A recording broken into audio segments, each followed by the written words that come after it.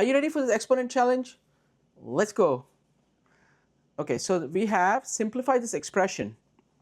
So we have 16 a to the power of fourth b negative 2 divided by, in the denominator we have all that stuff, so we can try to simplify what's in the parentheses first, okay, and then we'll deal with the negative 2 and then as an exponent.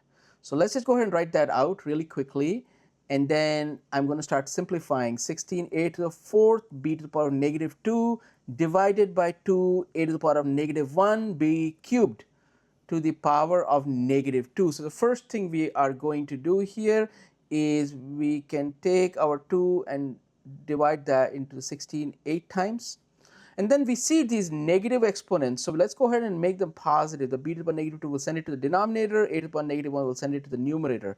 So in order to do that, I'm just going to rewrite this expression. So what we are going to see now is essentially, so we have in parentheses 8, a to the fourth, we're going to keep it as positive, b to the power negative 2 we send it to the denominator, okay?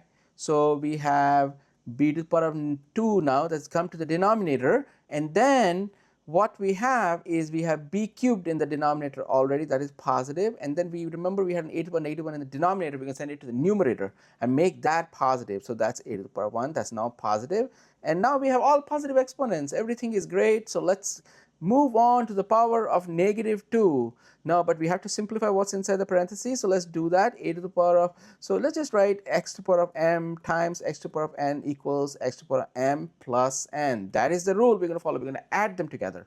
So I can write 8, now the adding this, a 5/5 power divided by b in the denominator 2 plus 3, that gives us b to the 5th power, but there is a negative 2 as an exponent, so let's go ahead and take care of that. So if you distribute the negative 2, it becomes a to the power of negative 2, a to the power of negative 10 divided by b to the power of negative 10. We don't want negative exponents because all the answers are in positive. Let's send them to the numerator denominator. The idea is if you have x to the power of negative m, you can write it as 1 divided by x to the power of positive m. Okay, so let's just go ahead and do that. So now this, the 64 8 squared has come to the denominator, become positive.